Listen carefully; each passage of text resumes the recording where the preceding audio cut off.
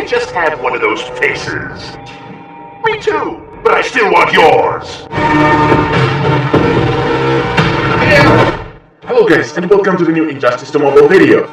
I get a lot of questions in the comments about the arena, how to score higher. Should you use 3-character team or 1-character team? What determines the amount of points you're getting for the victory? And today we're gonna answer all of those questions, guys, so stick around. First of all, let's start with the general information about arena. Why should you even play it? Well, first, daily objectives. 3 battles in arena will grant you 200 experience. It's the most expensive daily objective in the daily objective list, so it's totally worth it to do at least 3 battles a day. Also, playing arena grants you daily gold rewards, which are pretty low if you are pretty low in the arena. I mean, for example, in my legit iOS account, I've been playing 2 days, basically almost all my pips, and I still have only 17k arena points, which is a little bit disappointing, but still, you can get some gold, and every week you can get pretty good gem price and pretty good arena, how do you even call this, red currency, which you can spend in Arena Store. Arena Store is a great place to get characters. Every day you have Sonic Black Canary and Predator Batman in the store, and I think, honestly, that Batman is a better arena character. So if you want to spend your arena winnings on the character, I would go with Predator Batman. That guy is super OP, he has amazing passive, and he has an amazing special attacks. I'll be honest, I didn't play Sonic Black Canary yet, but I read her description and her passive, and she just didn't impress me as much as the Batman did, so that would be my choice. I would honestly not recommend spending your hard-earned currency on gear, unless you already got the character and you want to get all 5 pieces of equipment, then yes, by all means. You can get Predator Batman, and you can get Sonic Black Canary equipment from the store when you get the character. It will cost you just 100 to get the full set. That's it. As soon as you get 1 piece of each, don't buy any more. Just use your points to fuse it. There is also never a good idea to restock the store, because every day you're getting those characters back, and you can buy up to 15 shards of each. And the biggest reward you can get from the Faction War season still won't be enough to run out of the currency if you'll be buying 15 shards of your favorite character every day. So never restock the store. It's just a waste of gems. Now the rank.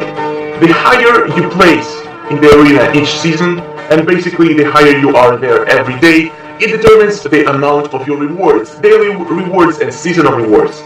So as soon as you get to the next rank and you don't see yourself pushing to the next rank, there is really no point on playing after that. Just keep yourself in the rank you're satisfied with. It will save you a lot of time and you will still get the same reward. Also, the last but not least advantage of the arena over, well, not advantage, but why would you want to play it, is because it doesn't use energy. You can use your energy on campaign, you can use your energy on resource missions. But here in the arena we have pips. As you see, every character has up to 5 pips, and it takes about 12 hours to refresh all the pips. They don't refresh one by one, they refresh all at once. So it's a good idea to completely deplete your characters of pips and then just wait for them to regenerate. There's no other way to regenerate pips except buying them with gems, which are very expensive. As far as I remember, it's 20 or 30 gems to refresh pips for 1 character, which is insane and completely not worth it. Now, I see a lot of people playing only 1 or 2 characters on their teams. Like this, they just remove excess characters and play with 1 character. Now, in my opinion, it's a complete waste of time. You think you're getting the same reward, but using less pips. That is not true at all. Your reward in arena points after each battle is determined only by the threat of your opponent.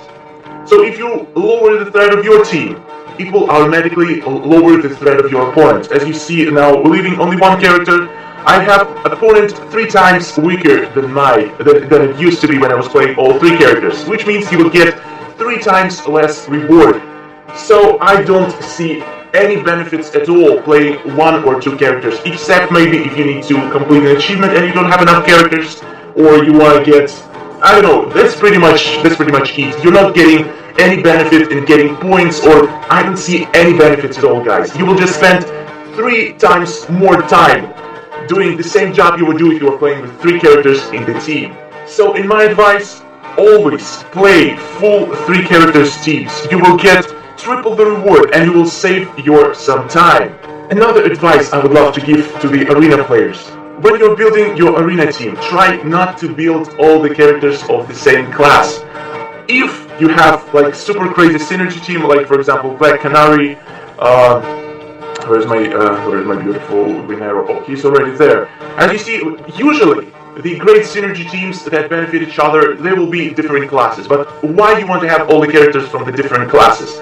Because of the class advantage. If you have all the characters one class, you won't be able to use them to gain the class advantage over your opponent. Let's see in the battle. Having 3 different classes on your team gives you an advantage to almost always to be able to pull a class advantage over your opponent. As you see right now, I don't have any characters that will have class advantage, but that's okay. You can just play normally as soon as you see the class advantage green marker. Like right now, you see my Black Canary is highlighted, which means she will have class advantage over your opponent. And class advantage basically means she will deal 20% more damage and will take 10% less damage from the opponent, which is insanely good. I can break every bone in your body. I can beat you one-handed. Do you want to go 2 rounds with me? Let's just finish this battle.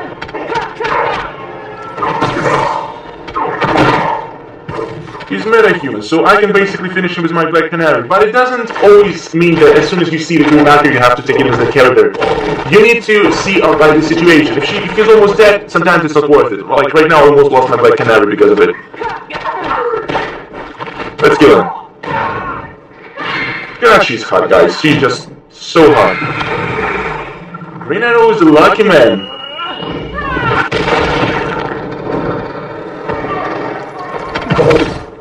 Quit embarrassing yourself.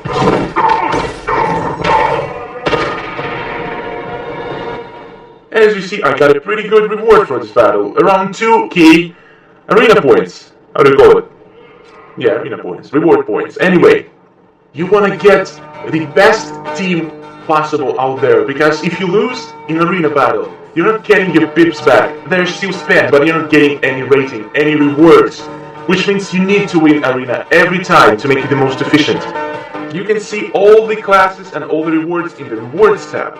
For being a legendary, you're getting 5k gold every day and you will get 1000 gems in the end of the season. Which kind of makes it worth it to push to the legendary rank. And all the ranks depend on the other players.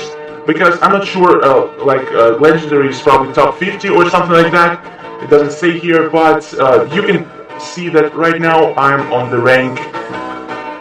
Which rank I am?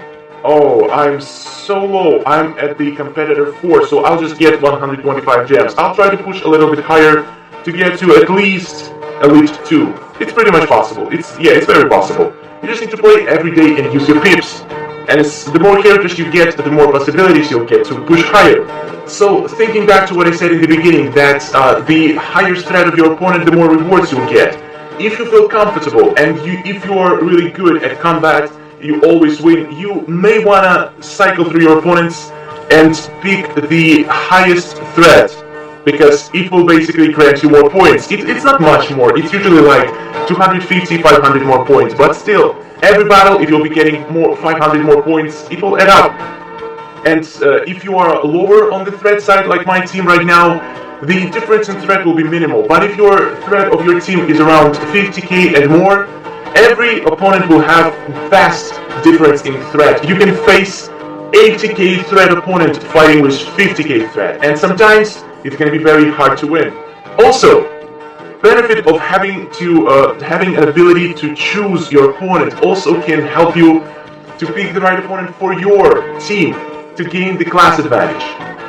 I'll make a separate video soon showing you all the class advantages and disadvantages, and it will help you immensely in choosing the right team in the arena battle, because the cost of the loss is pretty big. You're losing 1 pip for each character, and if you're grinding every day, every pip counts, guys. So yeah, I think that's all I wanted to tell you about the arena and how to place higher. Remember, don't play with 1 characters. There's no real advantage of doing that. You're just wasting your time. And if you have any comments and if you disagree with me, I may be wrong at something, but I did test it, and I did get more points when I was fighting the higher threat teams.